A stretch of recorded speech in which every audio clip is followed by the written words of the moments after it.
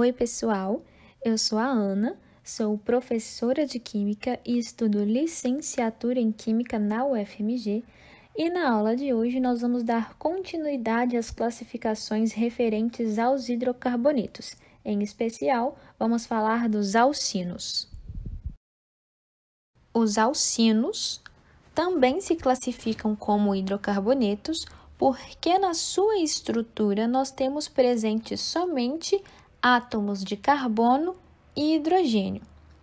Como os alcinos também se classificam como hidrocarbonetos, as propriedades físicas que foram citadas para os alcanos e para os alcenos também servem para os hidrocarbonetos. Eles são apolares.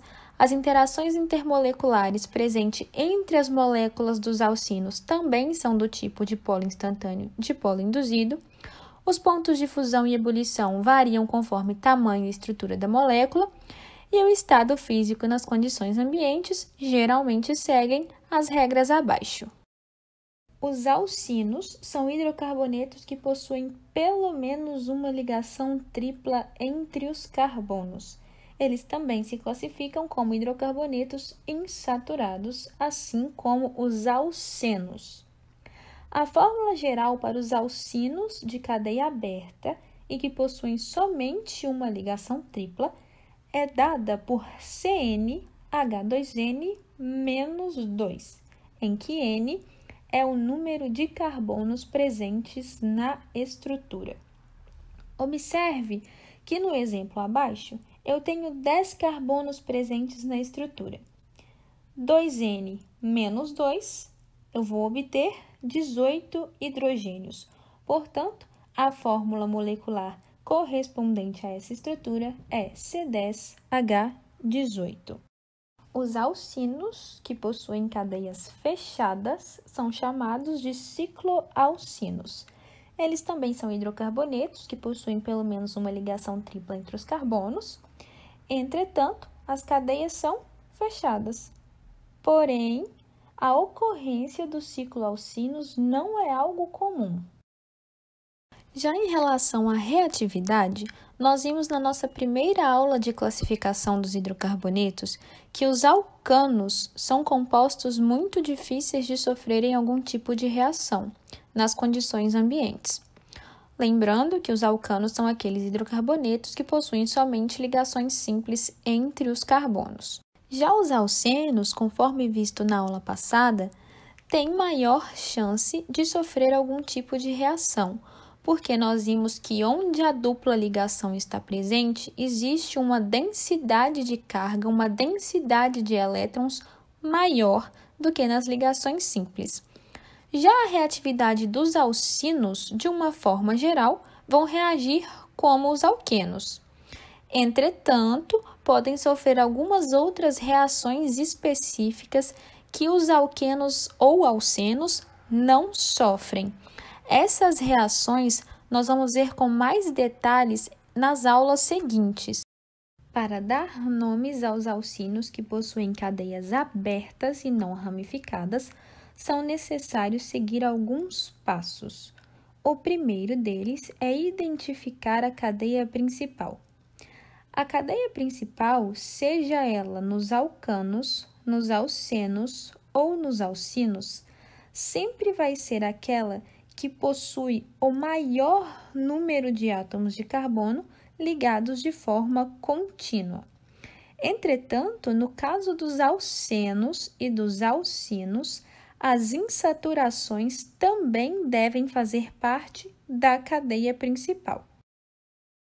O segundo passo é escolher o prefixo de acordo com o número de carbonos presentes na cadeia principal. Lembrando que, assim como nos alcenos, os alcinos também não possuem compostos formados por somente um carbono. Isso significa que o número mínimo de carbonos necessários na cadeia principal para existir um alcino é 2.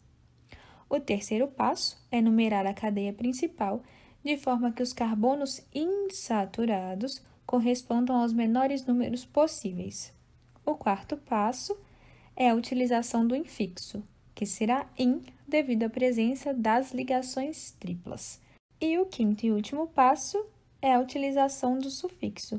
O sufixo mostra para a gente como será a terminação do nome do nosso composto.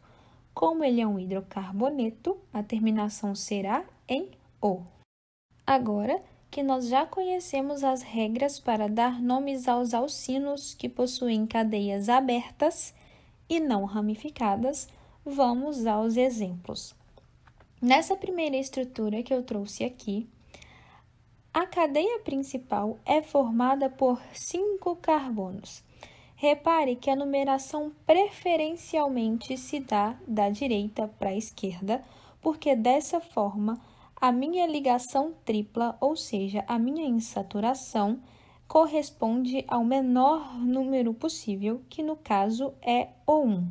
Isso significa que eu tenho uma insaturação presente no carbono 1. Como eu tenho 5 carbonos na cadeia principal, o meu prefixo correspondente é o pente. Eu tenho uma ligação tripla no carbono 1, então 1-in, porque o in é o infixo correspondente às ligações triplas, e como é um hidrocarboneto, termina em "o". Portanto, essa primeira estrutura é o pente 1-ino. Agora, observe bem a segunda estrutura. Repare que, nesse caso, a numeração começou preferencialmente da esquerda para a direita, porque dessa forma a dupla vai estar localizada no carbono 2, que é o menor número possível para indicar, para localizar a insaturação no composto. Como eu também tenho 5 carbonos na cadeia principal, o prefixo correspondente é o pente. Porém, a dupla está no carbono 2, então eu preciso informar onde essa dupla está localizada. Pente 2-in, ou seja, dupla no carbono 2, in, que corresponde ao infixo das ligações triplas, e o, que é a terminação típica dos hidrocarbonetos. Então, essa segunda estrutura corresponde ao pente 2-ino. E, por fim, para dar nomes aos alcinos que possuem cadeias abertas e ramificadas, os passos 1 e 2 são semelhantes aos vistos anteriormente.